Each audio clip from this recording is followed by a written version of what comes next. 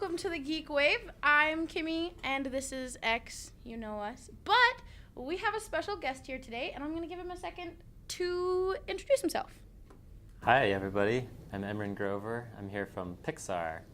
I'm here to talk about Coco today, a new movie we have coming out in November 22nd. Awesome. So, what is your role in the making of Coco? So I am the tailoring lead on Coco. What that means is my team is in charge of building all the clothing that the characters wear in the film, both the humans and, of course, the skeletons that have clothing. How many people are simply in charge of cloth? Just cloth, yeah. Yeah, so at the height of my team, we were 9 people. On average, it's about 5. How long was production on? How long was your production timeline? I worked on Coco for 2.5 years. But the film has been in production for 6.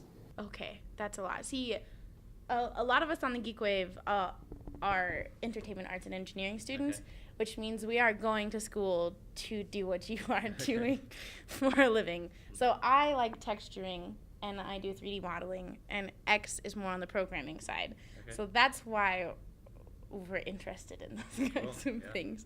As far as working with Pixar, what's it like to work in a big industry company?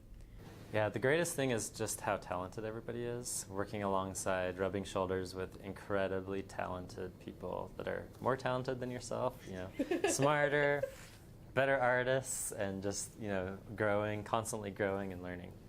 So as EAE students, what advice do you have for us about maybe just anything, really? Just any good tricks of the trade advice?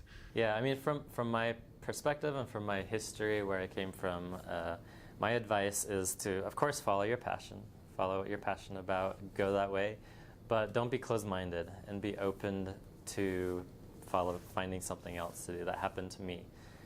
Actually, in many ways, I was an artist, and then I went technical, and then I went back to art, and then I went back to technical, and eventually I came and met right in the middle. Cloth is a very both sides of the brain thing, and so just be open-minded and try things. So did you decide you wanted to do cloth, or did you kind of get shoehorned into it? Let's be honest here. I decided actually on my own. Okay. I was actually a character animator. I went to BYU. I was in the animation program at BYU. So I was a character animator for 2 years, and that was kind of the more artistic side, which I had taken. But before, I actually went to BYU as a CS major. But found my way into the animation, and then wanted to be a character animator. That was what I was good at, but then it was too boring for me. I kept falling asleep animating, and I was like, I need something more technically. It's kind of monotonous after. Yeah, and I just needed something that would kind of challenge the other side of my brain. And we were doing a senior project that had some cloth stuff in it, and I just wanted to try it. So on my own, I did my research. It was still kind of early. This was 12 years ago. So Maya effects didn't really work a thing. They had some like Maya cloth, but it was pretty rudimentary at that point. Cloth is beautiful now. Yeah. Not so much then. Yeah. And so I kind of just figured it out on my own, and then did a film and a half of cloth work at BYU. What is one of the craziest things you've done for work, for either like trying to find the perfect position for animating, or how that cloth is supposed to lay, or just anything like that? Oh, the craziest thing I've done. That's a great question. I've done a lot of crazy things at Pixar. I mean, you're working with naked characters all the time, and so it's always crazy. And cloth has a mind of its own. Hector, this guy right here, I made his clothes, and it's crazy because he's a skeleton, and he comes apart and back together all the time. And so figuring out, and originally he has suspenders. You can't see him there. He has suspenders on, and there was an artistic choice we came up with that we really liked the idea of it kind of tying his upper body and his lower body together, because his clothes are kind of raggedy, and you see a lot of open space here. So we put these suspenders on. We all came to agreement, animators, artists, technical, came to agreement that we would have these suspenders and we wouldn't separate his body. And so we kind of rolled with that, and then like the first shot comes through animation of Hector, and they're like, we really want to like separate him in half. And so we had to come up with a way to like get his suspenders down so it could, and then that evolved into just him being just crazy, like body parts flying around. And So how many people do you work with on a day-to-day basis? oh, a lot. Yeah, I mostly work with inside the characters department. So in characters, we do the modeling of the characters, the rigging, the skeleton setup, and then the hair, the cloth, and the shading, texturing on all the characters. So I'm definitely working with many of them, and then I'm also integrating with the artists a lot. So in developing the style and especially the look of the cloth and stuff. So I don't know. So it's hard to say. One day I'm sitting in my office not talking to anybody. The other day I'm in 10 meetings and it's 10, 20, 30, 40 people. So it varies. How many different groups are there? You said you've got the character department. Yeah, there are many. You have, I'm sure I'll miss one, but you have the story department, you have the art department, you have characters, you have layout, they're doing camera staging, you have sets, doing all the backgrounds, you have effects, doing all the fire and smoke, I already said characters, there's editorial, just doing all the editing, there's rendering, there's lighting, 3D, stereoscopic. That is I'm sure I missed one, but so many people and so many different things. And it's weird to think about, as right now we're learning how to do a little bit of all of those things, and then we're supposed to pick just one to go into for the next sum of our life. Do forever. Yeah. So as far as that goes, what was it like to switch between almost different sides? Here at the University of Utah, we have two different sides of this major, the CS side and the film side. The film side is more of the artists. We are just barely getting a third track. We're not going to talk about that right now. But so it's kind of interesting to meet someone who's worked on both sides of the spectrum because it's so segregated where we come from. Yeah, I was lucky enough that it was maybe less segregated, but I had freedom to kind of do what I wanted in a way. Like, they really were pretty open down there. But I think, you could say I switched sides, but it's really how they landed right in the middle. Mm-hmm. And maybe that's where that, trying to connect the two even more would help out for somebody like me. But that's me, and I'm not everyone else, so it's hard to say. Okay, I've just got to ask.